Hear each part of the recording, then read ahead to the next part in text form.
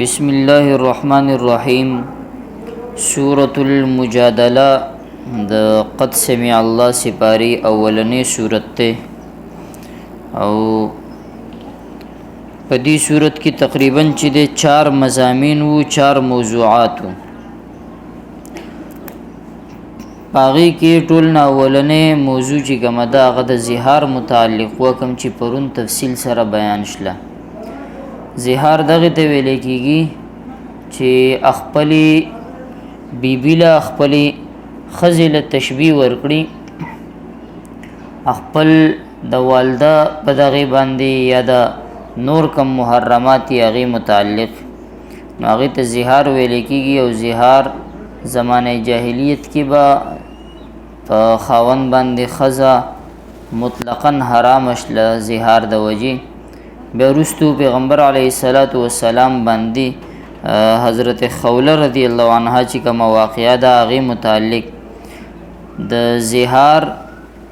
کفاره راغله او کفاره دغه ده چې غلام آزادول که نه وي نو بیا چې د 2 میاشتې لګاتار روژې ښودله، که دا هم نه وي نو بیا 80 مسکینانو باندې روټۍ خورول 2 ټیمه. دا یو رکوع شوه. دویمه رکوع ده ألم تر أن الله يعلم ما في السماوات وما في الأرض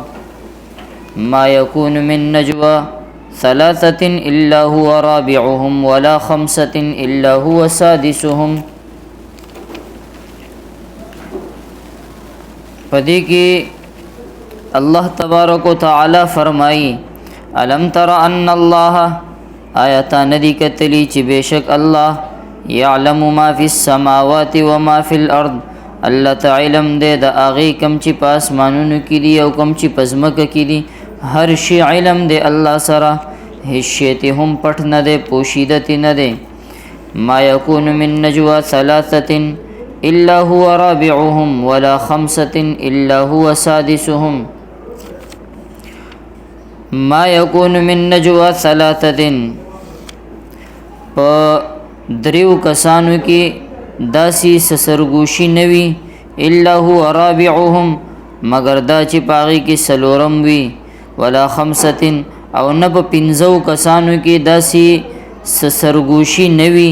چې الا هو سادسهم چې پاغي کې شپږم نوی، ولا ادنا من ذلك او دا سرگوشی کولو والا کدین کم وی، ولا اکثر او کدین زیات وی، الا هو معهم مگر الله بدو سره وی اينما كانوا چې کوم ځای کې هم دوی. د دې آیت پس منظر پیغمبر علیه الصلاۃ والسلام مدینه منوره ته تشریف راوړون وروستو دا غزه يهوديانو سره امن او امان معاهده کړو چې امن او امان سره به پاتې کیږي، یو بل سره به نه جنگیږي. نو بل طرف ته يهوديانو خو معاهده وکړه خو پړونو کې چونګې بغضونه پراته او حسد او نفرت پروتو د يهودو، نو هغه بغض د وجې هغه به داسې شرارتونه کول چې کوم به مسلمانانو له د تکلیف باعث وو. چنانچه په هغې کې یو شرارت دا و چې بعض اوقات به چې هغه مسلمانان کتلانو په آپس کې به په غوږ کې یو بل سره خبرې او ترې سرګوشیانې به یې شروع کړي، په غوږونو کې به یو بل سره خبرې شروع کړي او داسې اشارې به هغه مسلمان ته کولې، مسلمانان به په لاره تېرېدله، داسې به ښکارېده لکه دوی چې دی د دې مسلمان خلاف څه سازش جوړوي، د دې مسلمان خلاف څه خبره کوي، څه قسم چې دی څه تحریک چلی یا څه سازش جوړوي. نو بعض منافقینو به داسې کار کولو او دې کې یهود او منافقین، یهود چې دی هغه مکمل پکې ملوث تقریبا او بعض چې دی منافقین پکې هم. نو د دې طرز عمل نه چې مسلمانانو ته ډېر تکلیف رسیدو، ځکه الله تبارک وتعالی په دې آیتونو کې چې داسې سرګوشیان نه دو منع کړي وو خو هغې نه باوجود هم دو باز نه و راغلي. نو بیا په دې آیت کې الله تبارک وتعالی دا فرمایي چې چېرې هم دا 3 کسان ناسوي او دو داسې سرګوشي کوي یا 4 ناسوي یا 5 ناسوي، نو دې کې به څه وي که دو 3 ناسوي نو 4م به دو سره د الله ذات وي هغه اوري. که 25 شپږم به دو سره د الله ذات وي هغه اوري دو به نه کم وي نه به زیات وي او که کم وي که زیات وي څومره کسان هم وي یو وي که لس وي نو د الله ذات چې دی هغه موجود دی په هر ځای کې او هغه ته د هر شي علم دی ثم ينبئهم بما عملوا يوم القيامه بیا به د الله ذات څه کوي الله ذات به بیا دوله خبر ورکوي الله تبارک وتعالى به دوله بیا خبر ورکوي بما عملوا يوم القيامه د دوله قیامت پروز ان الله بكل شيء عليم بشک الله تبارک وتعالى ته د هر شي علم دی الم تر الى الذين نهوا عن النجوى ثم يعودون لما نهوا عنه ويتناجون بالإثم والعدوان ومعصية الرسول ألم ترى آياتان ندي كتلي إلى الذين آغي خلقتا نهوا عن النجوى کمی چې د سرګوشین منع کړیو آیاتان ندي کتلی آغا خلقتا کمی چې د سرګوشین منع کړیو ثم يعودون لما نهوا عنه او هغه د سرګوشیانو نه داسې خبرونه داسې منسوبونه منع کړیو خو هغه بیا چې د دوباره هغه کار شروع کړو کم یو کار لمانه عنه کم کار نه چې هغه منع کړل شوی وو ويتناجون بالاثم والعدوان ومعصيه الرسول او یو بل سره داسې سرګوشیانی کوي چې هغه سرګوشیانی بالاثم والعدوان په ګناه باندې مشتمل وي او په زیادتۍ باندې په دشمنۍ باندې مشتمل وي ومعصیت الرسول او د پیغمبر په نافرمانی باندې مشتمل وي پیغمبر علیه الصلاۃ والسلام نافرمانی خبرې کوي سرګوشیانو کې د ګناهونو خبرې کوي او دغه شان چې د دشمنیانو او د سازشونو خبرې کوي واذا جاءوك حيوك بما لم يحييك به الله ويقولون في أنفسهم لولا يعذبنا الله بما نقول وإذا جاءوك او اے پیغمبر علیه الصلاۃ والسلام چې کله دستا خواله درځي حيوك بما لم يحييك به الله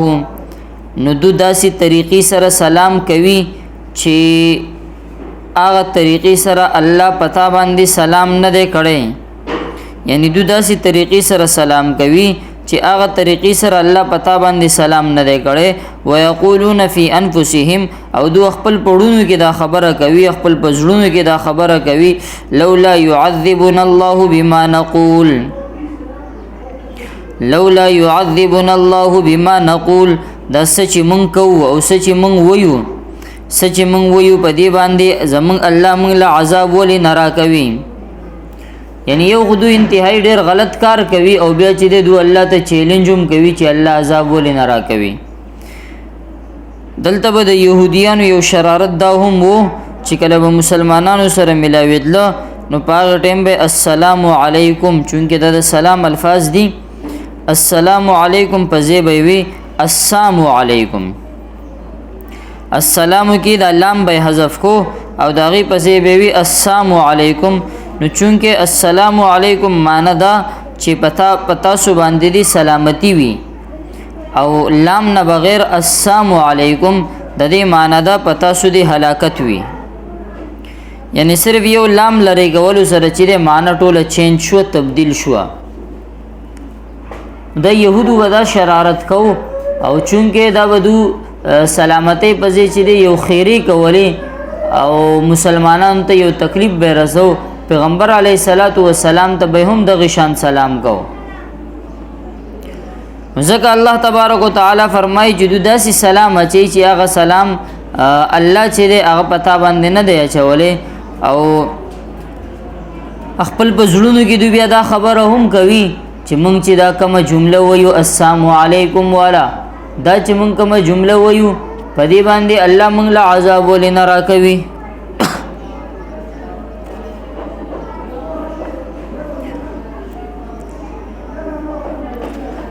نو الله تبارک وتعالى ورته فرمایل چې حسبهم جهنم چې ددو جهنم چې ددو د پاره کافی دی یصلونها باغی کې به داخليږي فبئس المصير او ډیر بد زیاده دا خپل دي شرارتون نرستو ودو دا خبره کوله کچری زمونږ دا خبرې غلطی دي نو بیا الله تعالی په دې باندې موږ له سزا ولې نه راکوي او په موږ باندې سزا مسلط نه ده د الله د طرف نه نو بیا چې دی بیا موږ برحق یو یعنی دومره الټه سیده خبرو کې به هم دا خبره کوله چې بیا موږ برحق یو دلته سلام متعلق دا د ذکر راغې نو سلام متعلق چې دی یو څو چند مسائل دي هغه مسائل ما سورۃ النساء کې لږ بیان کړیو هغه دا چې سلام چې دی هغه که انسان چې دی سلام کول دا سنت او مستحب دی او بیا چې دی که چا سلام وکړو په چا باندې نو مخامخ سړی لا یا زنانه لا بیا جواب ورکول چې دی هغه واجب دی وَإِذَا حُيِّيتُم بِتَحِيَّةٍ فَحَيُّوا بِأَحْسَنَ مِنْهَا أَوْ رُدُّوهَا سورۃ النساء آیتونه دي والمحصنات سپاره ده پاغي کې الله تبارک وتعالى فرمایي چې پتا سو باندې که څوک سلام واچوي نو بیا چې دی هغه سلام جواب ورکوي یا هغه شان څنګه چې هغه سلام اچول دی یا دا غي نه جواب ورکوي په دې باندې تشریح ته بیان شو چې سلام چې دی هغه اچول د سنت او مستحب دی سلام کول او داغي جواب ورکول چې دا بیا واجب دی که څوک جواب ور نکړي نو هغه به ګناګاریږي خودري زيونه داسې دي چې الته چې دی سلام اچول هم درست نه دی او که چا واچو بیا ول جواب هم ورکوي هغه درې زيونه داسې دي یو زیاده دی چې کوم ځکه د سلام توهین کیږي کم ځکه د سلام توهین کیږي مثال کے طور پر استنجا خانی کی وی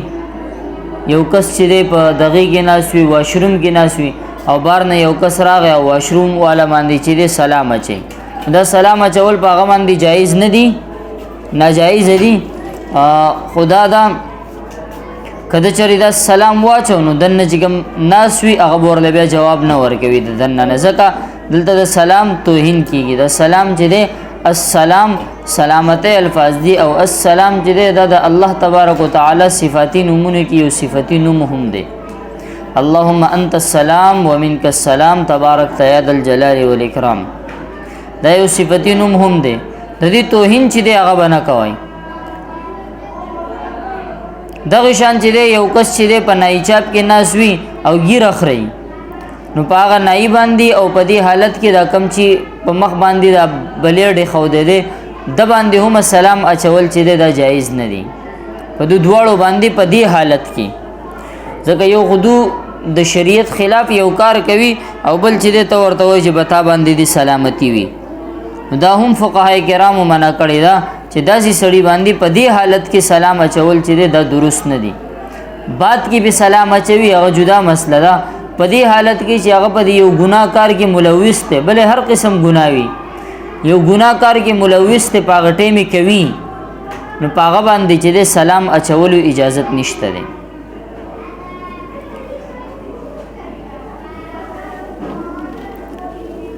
یو د سلام توهین وی یو چې د ګناه سزا وی نو الته چې سلام بنا چوي او دریم چې سزا کې د فتنې خطر وي فتنې خطر داسي وي لکه نامحرم وي زنانه د پاره وي ک نارینه د پاره نامحرم وي الته چې کده سلام اچوي یا نارینه چې په داسې کې سلام واچي چې الته ک مخامخ زنانه هغه جواب ورکوي نو هغه د وجې فتنې اندیشه راخیږي یا داسې صورتحال پیدا کیږي چې هغه د وجې مخ کې بیا غب شپ سٹارټيږي بیا چې د نور معاملات به خرابېږي نو په دې صورت کې هم سلام اچول جایز نه دي او کچا سلام واچو نو هغه چې جواب ورکول چې هغه جایز نه دي واجب نه دي جواب ورکول هغه دې جواب نه ورکوي یو دا معامله شله یو بل دا مسله ده چې زمونږ په دې معاشري کې یو بل شی مشهور دی چې اکثر دا سکور ته لاړ شي یا سوکرا شي ملمانه یا د مشران راشي نو دوته چې د سلام د الفاظونه بجای چې موږ دا الفاظ استعمالو په خیر راغلي یا داسې نور څه الفاظ استعمالو ګوره دا الفاظ چې دا غلط نه دي دا الفاظ دا څه غلط نه دي نه دا څه د قران او د حدیث چې مخالفت کوي خال الفاظ دي او مسله دا چې بدی الفاظ باندې تا ته ثواب نه ملاويږي مسله دا ده چې بدی الفاظ باندې تا نه مستحب عمل وکړو نه دی سنت عمل وکړو او د دې جواب باغ بیا چې تعالی درکوي نو هغه هم په شی باندې عمل ونکو یعنی اخ په خیر راغلینا خالفاز د غدی چې السلام علیکم یو غدی په سنت باندې عمل وشو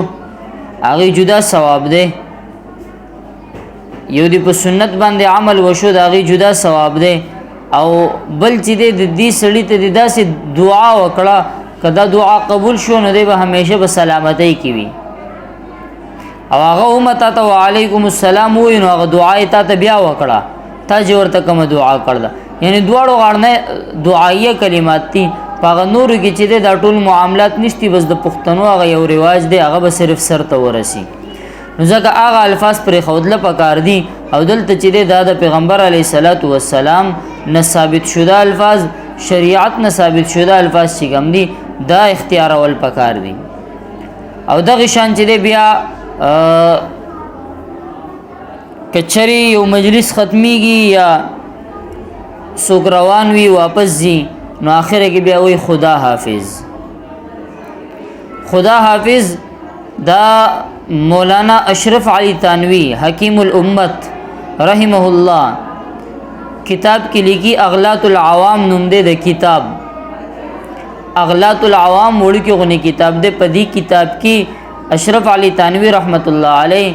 آغا غلطیانی جمع کړ دي کوم چې په عوامو کې موجود دي مثال کے طور پر زمونږ چې د بعضو ځایونو کې دا شی مشهور وي چې مازیګر نورستو چې د جاړو ما لګوي دې سره قرضی راځي یا فلان کې راځي داسې یا بعض ځایونو کې وي سار مصپسي جاړو ما لګوي بعض ځایونو کې مازیګر پسې بعض وي د شپې ما لګوي دا هر ځای چې د ځان ځان له رواج دی هر ځای چې ځان ځان له یو ډکوسلی چې هغه مشهوري شوی وي پاغه کې چې فلان کې ټیم ملګوي فلان کې یا چې په دې جاړو باندې سوق وهای ما دیکھو وهل چې وهل هغه اسیومه صحیح نه دي او صرف دا خبره کول چې په دې جاړو مو یو غډی سو بس رواله پاغه وای نو دا جاړو باندې مو وای دې سره فلان کې کار کیږي بیا دا کار کیږي یا چې دا چپل الټه پرتوي چپل الټه پرتوي داغي سیده کول په آدابو کې دی راشي سیده کوي ځکه الټه چې پرتوي بد ښکاری بس صرف دومره خبره ده او دې کې چې دا نور معاملات تی باز وي چې د دې د وجه یو لعنت ته هغه د اسمانه پورې اسمان نه ول ازمکه پورې داسي سلانتونه او سقيسي او سکهانيان خلکو جوړي کړي دي دا ټول اغلاط العوام چې د پاغي کتاب کې تقریبا چې د ټول حل شوی دی پاغي کې لیکلي دي پاغي کې یو غلطي چې د عوام او هغه کې دا هم لیکل دا چې مجلس ختمېدو په وخت کې خدا حافظ د الفاظ ویل چې دا ثابت نه دي بهتر دادا چې السلام علیکم که مجلس شروع کوي راتلو کې السلام علیکم که مجلس ختموي واپس زینو بیا هم السلام علیکم دا اغلاط العوام ډیر بهترین کتاب دی علامه اشرف علی تانوی رحمت الله علیه دا غلی کل دی او پدې کې دا ډیر اغلاط چي دي او ډیر کہانیاں چې حالانکه هغه مولانا اشرف علی تانوی رحمت الله علیه چې هغه کتاب لیکلو پاکستان د آزادۍ نه مخکې په هندستان کې او پاغي کې د هندوانو او د هغه هندستان د مسلمانانو چې کوم رسم او رواجونه دي هغه په کې هم ډیر ذکر کړ دي خو ډیر داسې رسم او رواجونه دي چې د پمن کې چې کوم موجود دي دا هم هغه زین راغل دي دا مون پښتنو سزان نه دي ایجاد کړي دا هغه کتاب کې موجود دي دا بل زین نه دي راغلي هغه زین راغل دي دا اخکه هندوانو او سیکانو او دی خلکو نه چې دا مونږ ته را منتقل شوی دي دا زمونږ د ځان نه دي ایجاد کړي دا خبرې کول چې دا به کې فضول دي چې پښتو دا او فلان کې دا ټول چې زاړه کتابونه وګوري ټول په زړی وخت کې موجودو دا غزه نه را منتقل شوی دي دغه هیڅ پښتو او پښتنو کمال چې هغه به کې نشته ده نو بزخ کا رسم او رواج دي د ګناکار دي شیطان چې د مخ کې وي پاغو باندې کو وسی چې په پښتنو باندې کوي یا ایها الذين امنوا اذا تناجيتم فلا تتناجوا بالاثم والعدوان ومعصيه الرسول وتناجوا بالبر والتقوى یا ایها الذين امنوا اے ایمان والو اذا تناجیتم مخی د منافقینو تذکروا د یهودو يهودو تذکره و چې هغه واپس کې سرګوشیانې کولې. اوس په دې ځای کې د مسلمانانو تذکره ده. کچری مسلمانان په واپس کې سرګوشیانې کوي نو داغي آداب څه دي؟ یا ایها الذین آمنو ایمان والو اذا تناجیتم چې کله تاسو یو بل سره سرګوشیانې کوئ فلا تتناجوا نو تاسو چې داسې سرګوشي مکوئ بالاثم چې پاغي کې ګناه وي والعدوان او پاغي کې زیادتی وي ظلم وي ومعصیت الرسول او د پیغمبر علی السلام نافرمانی وي پکې د پیغمبر علی السلام نافرمانی وي پکې وتناجوا بالبر والتقوى او تاسو چې دې سرګوشي کوئ نو داسې سرګوشي کوئ کچری یو بل ته په غوګونو کې خبرې کوئ نو چونکې الله اوري داسې خبرې کوئ چې بالبر هغه د نیکۍ خبرې وي د نیکۍ خبرې وي والتقوى او په تقوا باندې مشتمل وي د نیکۍ خبرې وي او په تقوا باندې مشتمل وي.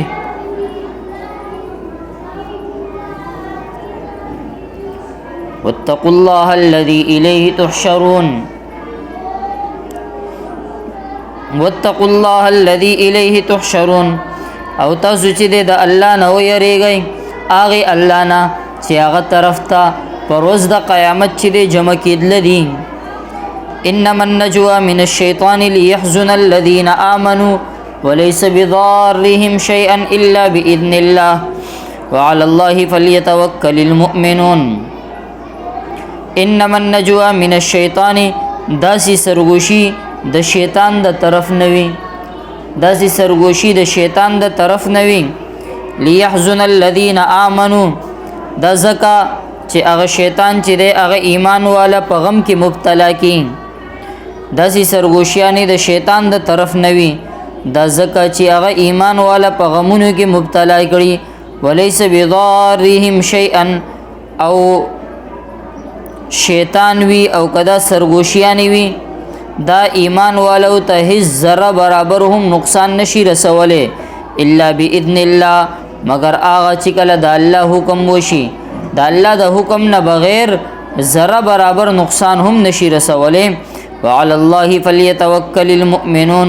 او مؤمنان له پکار ده چې په الله باندې باور وساتي. یا ایها الذين آمنوا اے ایمان والو اذا قیل لکم چکل تاسو ته وویل شي تفسحوا فی المجالس چې خپل په مجلسونو کې گنجائش پیدا کړي ففسحوا نو بیا گنجائش پیدا کړي یفسح الله لكم الله تبارک وتعالى بتاسو د پاره وسعت زندگی جوړ کی یعنی الله تبارک وتعالى بتاسو له کشادگی پیدا کی گنجائشونه به پیدا کی وسعت به پیدا کی. د دې آیت پس منظر داده چې یو ځر پیغمبر علیه السلام مسجد نبوی سرا په چبوتری کې چې کوم د تشریف اخو هغه چبوتره چې هغه ته بس صفه ویل کېدل نو چونکه د صفه چې د مدینی منوره مدرسه واکم کې صحابه کرام وبا احادیث او قران مجید اسباق چې دی هغه به ویل نو پیغمبر علیه السلام ارد گرد چې ډېر صحابه کرام ناسو نو پدې کې سب بزرگ صحابه کرام راغله بزرگ یعنی غټ عمر والو مرتبه او رتبه هم غټه غزوه بدر شریکان او غزوه بدر شریکان چې د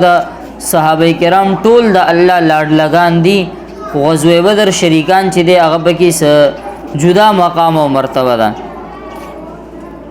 نو هغه ته چې د په مجلس کې د ناس تی سزا میلاو نشلو نو هغه چې د ولاړو نو پیغمبر علیه السلام چې د کوم چې شرکای مجلس ناسو هغه ته و فرمایل چې لک چې د تنگ کې نه چې لک زی پیدا شي نو هغه نه باوجود هم هغه د پاره چې د سزا ونه شو نو بیا پیغمبر علیه السلام باز شریکانو ته ویل چې تاسو پاسئ او راتلون کې کسان د پاره چې د زی خالی کړي نو پاغي باندې سم منافقینو چې د غلطه وګڼل کم چې منافقین وو چې خلک چې د مجلس نه پاسول دا څنګه طریقه ده نو عام طور باندې د پیغمبر علیه السلام دا معمول نه و لیکن د منافقینو د راتلو د وجې عام طور پر چې په دې صفه کې به صحابه کرام چې ناسو زیب ورته نه تنګېدو دا چرته داسې یو ځل دوه ځله شوي نو په دې کې چونکې منافقین به چرته ډېر راغلي په دې روز باندې نو هغو زی ورکولو کې چې داسې تردد وکړو نو پیغمبر علیه الصلاۃ والسلام هغه پاسول د مجلس نه چې تاسو چې دې زی نه ورکوئ تاسو پاسئ په دې موقع باندې بیا دا آیتونه نازل شله یو خو په دې کې دا دی چې د مجلس عام حکم بیان کړی دی چې یو مجلس کې تاسو ناسئ نو بیا چې د راتلو ول دپاره ځای پرېږدئ او بل حکم دا دی که مجلس یو سربراه که څه وخت چې دی محسوس کړي چې دا ځای دې وخت کې خالی کول دي نو بیا چې دی او هغه حکم هم ورکړي چې پاسئ نو مجلس کوم سربراه وي نو د هغه حکم چې دی هغه بیا منل ضروري دي وَإِذَا قِيلَ انشُزُوا فَانشُزُوا يَرْفَعِ اللَّهُ الَّذِينَ آمَنُوا مِنْكُمْ وَالَّذِينَ أُوتُوا الْعِلْمَ دَرَجَاتٍ او ایمان والو چې کله تاسو ته وویل شي انشُزُوا پاسئ فانشُزُوا نو تاسو پاسئ يَرْفَعِ اللَّهُ الَّذِينَ آمَنُوا چې تاسو پاسئ نو الله تبارک وتعالی با مقام او مرتبه ورکوي مقام او مرتبه ورکوي درجات به بلند کوي د چا د هغو چا چې په تاسو کې ایمان راوړل دي منافقینو نه والذین اوتوا العلم درجات او هغه چاله چې علم ورکړی شوی دی والله بما تعملون خبیر الله تبارک وتعالی مکمل با خبره دی ستاسو په اعمالو باندې یا ایها الذین آمنوا اذا ناجیتم الرسول فقدموا بین یدی نجواکم صدقه اے ایمان والو اذا ناجیتم الرسول چې کله هم تاسو پیغمبر علیه السلام سره په تنهایی کې خبره کول غواړئ یعنی داسې تنهایی کې خبره کول غواړئ چې هلته بل څوک پکې شریک نه وي نو بیا آداب سدي آداب تاسو ته ویما فقدموا بین یدی نجواکم صدقه نو بیا تاسو چې دی اول صدقه ورکوئ خپل د تنهایی د خبرې نه مخکې چې دی پهله صدقه ورکوئ بیا وروستو دا معامله کوئ نو پیغمبر علیه الصلاۃ والسلام سره په تنهایی کې به چې کومو خلکو خبرې کول وغوښتو نو بعض اوقات به داسې وو چې غیر ضروري کار به او په هغې کې چې دی د پیغمبر علیه السلام وخت به یې چې دی هغه به یې زیات واغستو نو داسې نن سبا هم ډېر کېږي چې غیر ضروري کار دپاره چې دی فضول وخت ضایع کړي نه څه مسله وي نه څه داسې دغه وي چونکې پیغمبر علیه الصلاۃ والسلام طریقې کار دا و چې کله به یو مخامخ یو کس به پیغمبر علیه السلام سره خبره کوله نو پیغمبر علیه الصلاۃ والسلام به خپله دغه خبره نه کټ کوله څو پورې به دغه خبره پوره شوې نه وه نو دغې نه چې دی بعضو خلکو ناجایزه فایده اوچته کړه په هغې کې څه منافقین هم وو نو چنانچې دا آیت چې دی دا نازل شو که یو سړی چې دی هغه پیغمبر علیه السلام سره څه په تنهایی کې خبره کول غواړي نو هغه د پهله څه غریبانو له صدقه او خیرات ورکړي او ورسره چې دی دا هم وفرمایل چې که چرې صدقه استطاعت ورته نه وي نو هغه د حکم نه مستثنا دی او د صدقې څه مقدار متعین نه دی چنانچه حضرت علی رضی الله تعالی عنه فرمایي چې پیغمبر علیه الصلاۃ والسلام نه حضرت علی رضی الله تعالی عنه په تنهایی کې څه وخت واغستو یو دینار صدقه یې وکړو په دې کې دا مصلحت و چې هغه کسان چې د پیغمبر علیه السلام نه جدا وخت غواړي هغه کسان دی پیغمبر علیه الصلاۃ والسلام نه جدا وغواړي چې کوم ته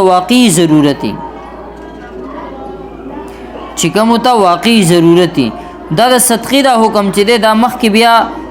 مخکې بل آیت کې د صدقې دا حکم منسوخ شوی و خو اوس هم آداب دغه دي چې چونکې دا آیتونه نازل شوي دي دپاره و چې داسې که ډېر ضروري ډېر اهم څه مسله نه وي نو بیا خامخا چې دی د یوازې د یو کس وخت چې دی هغه ضایع کول درست نه وي ذلک خیر لکم واطهر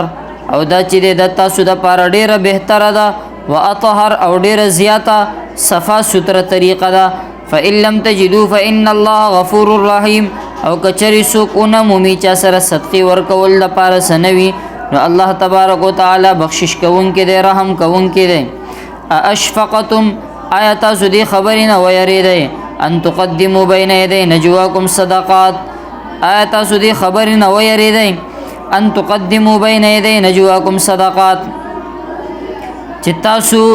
خپل د سرګوشیان نه خپل د تنهایی نه مخکې به صدقات ورکوئ. فإن لم تفعلوا او کچری تاسو داسې ونه کړو وتاب الله علیکم او الله تاسو معاف کړئ. فاقیموا الصلاة وآتوا الزکاة واطیعوا الله ورسوله، نو بیا چې دې منځونه قایموئ، وآتوا الزکاة او زکات ورکوئ، واطیعوا الله ورسوله او د الله او د الله د رسول اطاعت کوئ. والله خبیر بما تعملون، او چې کم کارونه تاسو کوئ هغې نه الله تبارک وتعالی با خبره دی. د صدقه ورکولو رستنی چې کوم آیاتو هغه په دې آیت باندې بیا منسوخ شوی و، چونکې په څه مقصد باندې چې هغه حکم ورکړی و هغه پوره شو. مقصد داو چې خلک پیغمبر علیه الصلاۃ والسلام نه په وخت اغستو کې احتیاط کوي، او منافقینو ته هم دا اندازه وشوه چې اوس چې دی پیلني په شان به طرز عمل نه وي، د هغو رازونه به اوس کولاو شي. نو چنانچې هغو دی آیت نرستو چې دی انتهایی خیال ساتل شروع کړه. په دې آیت کې به الله تبارک وتعالی او فرمایل چې اوس صدقه کول ضروري نه دي، خو خپل نور دینی فرایض چې کوم دي منځ او زکات او دغه شان اطاعت دا چې دی دا کوئ. الم تر الى الذين تولوا قوما غضب الله عليهم الم تر آیتان دی کتلی آغا خلقو تا الى الذين تولوا قوما غضب الله عليهم، آیتان دی کتلی آغا خلقو تا آیتان دی کتلی آغا خلقو تا آغا قوم تا کم چې مخ واړو کمو چې مخ واړو داسې قومنا غضب الله علیهم پچا باندې چې دا الله غضب نازل شوی دی. دینه مراد منافقین دي. یعنی الم تر الی الذین تولوا قوما غضب الله علیهم، د دې آیت مطلب دا دی آیتان دی کتلی هغه خلکو ته تولوا قوما چې هغه ملګرتیا وکړه داسې قوم سره، تولوا قوما چې هغه ملګرتیا وکړه داسې قوم سره غضب الله علیهم چې پاغو باندې د الله غیظ او غضب نازل شوی دی، چې پاغو باندې د الله غیظ او غضب نازل شوی دی. دینه مراد چې دی منافقین دي، او منافقینو چې دی یهودو سره منافقینو چې دی یهودو سره دغه وکړو ملګرتیا وکړه، او پاغه ملګرتیا کې چونکې یهودو باندې د الله غضب چې دی هغه نازل شوی دی. ما هم منكم ولا منهم ويحلفون على الكذب وهم يعلمون، ما هم منكم ولا منهم ويحلفون على الكذب وهم يعلمون، یعنی نه دا پتاسو کې دي او نه تاسو د دنیا یې. د دې مطلب دا دی چې هغه غیر دي او تاسو غیر یې. ويحلفون على الكذب وهم يعلمون، او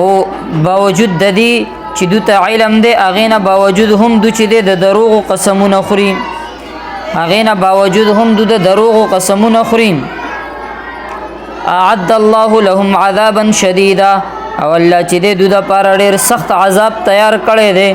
انهم ساء ما كانوا يعملون، بشک دا خلق دوی چې کوم اعمال کوي دا ډېر بد اعمال دي.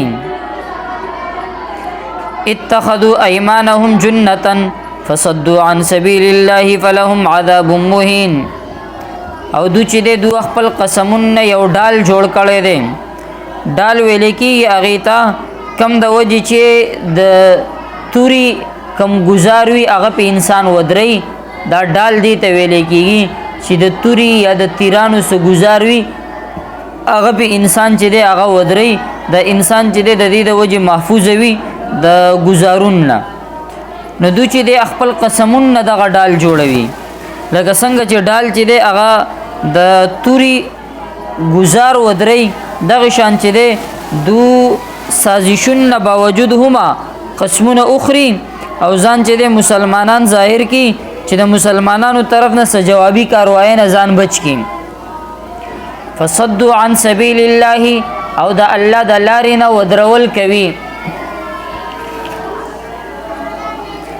فلهم عذاب مهین داسې خلکو د پاره ډیر ذلیل عذاب دی، داسې عذاب دی چې دوی ذلیل شي. لن تغني عنهم اموالهم ولا اولادهم من الله شيئا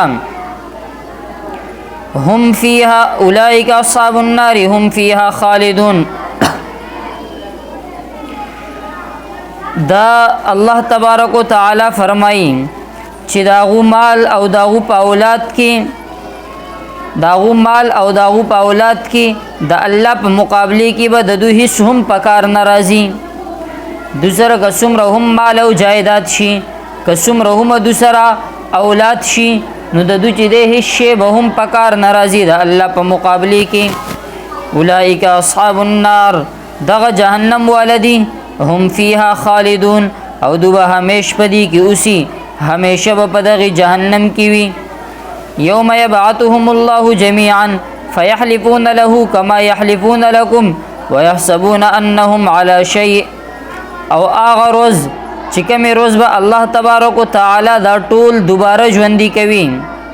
دا ټول به دوباره د قبرونو پاسوي. فيحلفون له كما يحلفون لكم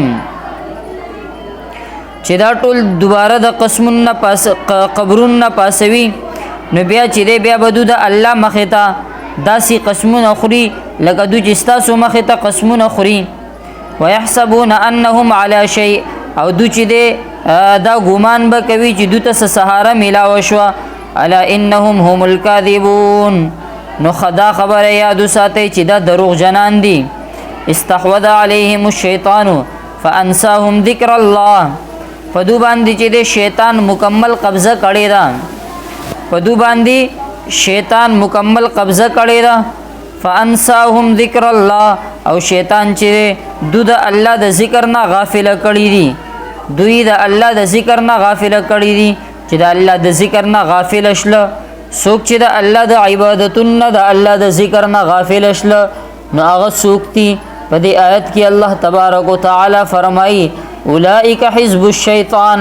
څوک چې د الله د ذکر نه د الله عبادتونو د الله احکاماتو نه غافل شله، یعنی د الله نافرمانیانی کوي، د الله حکم نه مني، قرآن ورته یو سوی، حدیث ورته یو سوی او د بل څه کوي. اولئک حزب الشیطان دا د شیطان جماعت ته، دغه خلق د شیطان د جماعت نه دي. الا ان حزب الشیطان هم الخاسرون او دا خبره یاد ساتئ چې د شیطان چې کوم جماعت ته دا نامراد دی، یعنی دا د خساری جماعت ته، دا د خساری جماعت ته، دا ناکام جماعت ته. په دې دنیا کې هم ناکام ده، په آخرت کې هم ناکام ده. ان کید الشیطان کان ضعیفا قرآن مجید کی په بل ځای کې راځي د شیطان چې څومره مکر او فریب دی هغه کمزوري دي، هغه د الله په مقابله کې چرته رسیدلی شي. د الله په مقابله کې شیطان د الله مقابل وي نو د الله مقابل چې دی هغه هیڅ نه دی. ان الذين يحادون الله ورسوله اولئك في الاذلين بشک هغه خلق کم چې د الله او د الله د رسول مخالفت کوي، هغه خلق کم چې الله او د الله د رسول مخالفت کوي نو هغه خلق چې د اولئک فی الاذلین انتهایی ذلیل ترین خلقو کې به شاملیږي.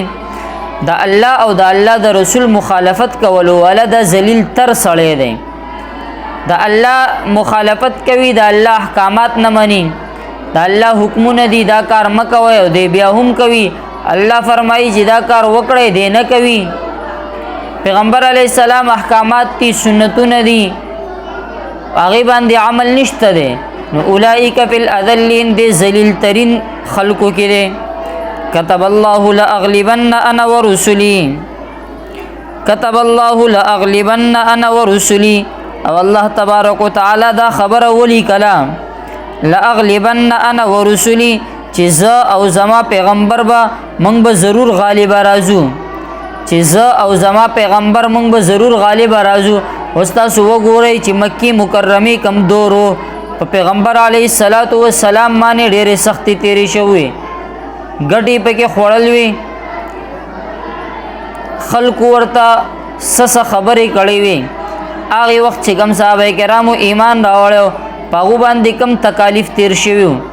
والله تبارک وتعالى فرمای كتب الله الله دا خبر لیکل د په تقدیر کې لاغلبن انا ورسلی چې ز او زما پیغمبر به غالب راځي مدینه تر لاړل د مکی چې کوم مصائب او حوادثاتو پاغي باندې غالب راغله مدینه ته هجرت وکړو مدینه ته چراغله مشرکین مکه بیا هم پزینو ناس مشرکین مکه پزینو ناس او چې دی او ټوپونه وهل جګړې لراغله چې جګړې لراغله نو په جنگ بدر کې ولا الله تبارک وتعالى فتح نصیب کړه لاغلبن انا ورسلی الله تبارک وتعالى دا په تقدیر کې لیکل دي چې زاو زما پیغمبر چې دی هغه به غالب راځي دغه شان چې دی بیا رست نور ډیر پیغمبر علیه الصلاۃ والسلام بنفس نفیس تقریبا په 27 غزواتو کې شریک شوه دي دین علاوه صحابه کرام جنگونه تل دي بیا رو راتلنو تقریبا د حضرت عمر فاروق دور ته چې خبر راغله بیا قیصر او کسرا باندې هم قبضه وشله یعنی روم او ایران باندې په دې دواړو ملکونو باندې کم چې داغه وخت سپر پاور وو پاغه باندې هم قبضه وشله نیمه دنیا باندې تقریبا حکمرانی وشله بیا چې کله د حضرت امیر معاویه دور راغی نو بیا تقریبا د دنیا دریو حصو ته تقریبا د دنیا په سلورو حصو کې چې دریو حصو باندې اسلام چې هغه نافذ شوی دا دور چې د پیغمبر علیه الصلاۃ والسلام او الله چې د الله تبارک وتعالى په تقدیر کې لیکل دي چې دا به غالب راځي بیا تاسو په نن سبانه زمانہ کې وګورئ په قریب کې افغانستان فتح شو ډیر وخت جګړه وکړه كتب الله لاغلبن انا ورسلی غلبه چې دا هغه د الله د پاره دا او د الله د رسول د پاره دا څوک چې د دومنی غالب باغ کا راځي اوس په دې قریب کې شام فتح شو په شام کې کم وخت نه ظلمونه شروع دي زمون تقریبا چې یاد هم نشي یا زمون د پیدایش نه مخکینی چې په شام کې ظلمونه دي او هغه شام چې الله تبارک وتعالى د اهل سنت په لاس باندې د مسلمانانو په لاس باندې فتح کړو دغه شان نور معاملات هم دي د نور ملکونه هم دي دغه شان نن چې زمونږ په ملک بیا د علما کرام چې ډیر شهادتونه په دې روزه کې ډیر زیات وشله خصوصا په کې پی کې کې په کراچۍ کې هم په شروع اچول دا الله تبارک وتعالى د علما کرامو حفاظت وکړي ډیر شهادتونه چې دغه شروع دي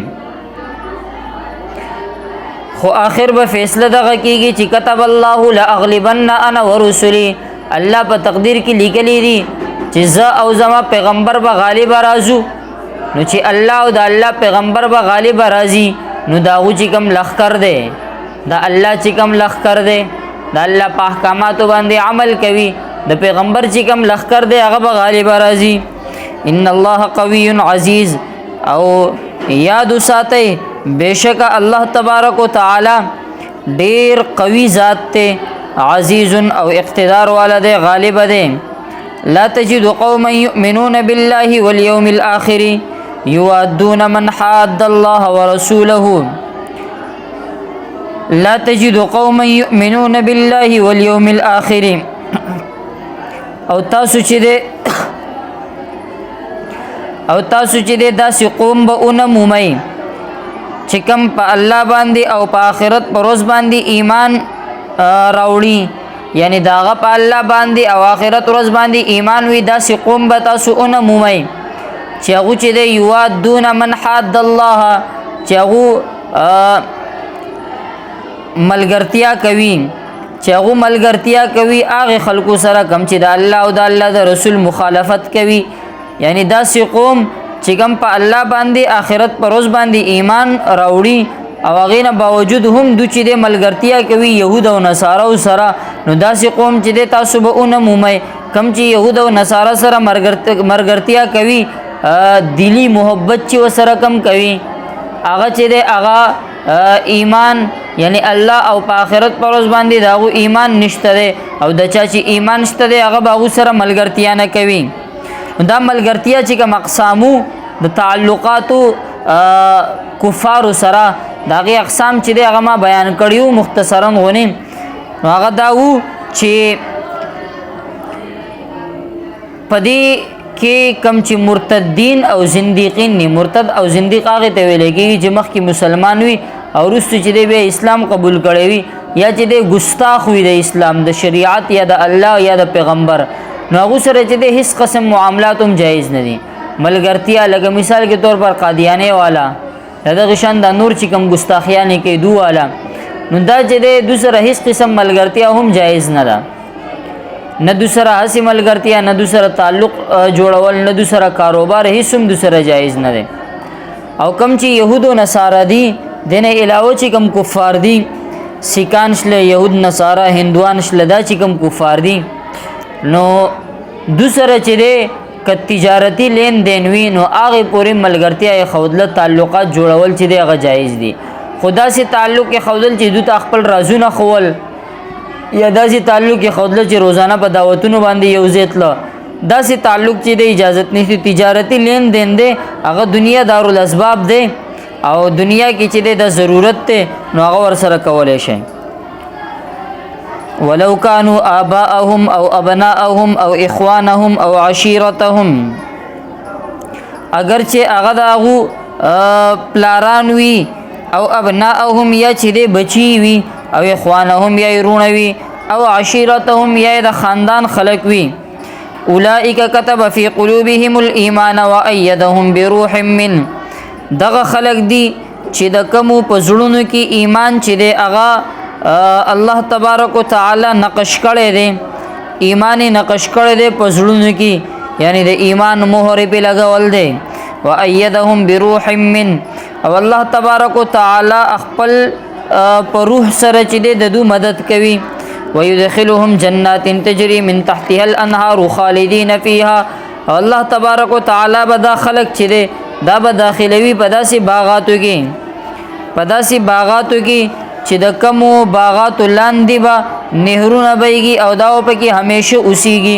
رضی الله عنهم ورضوا عنه او الله دونه راضي شوی دی او د الله نه راضي شوی دی دا د صحابه کرامو صفاتو چې الله دونه راضي شوی دی دا د الله نه راضي شوی دی اولئک حزب الله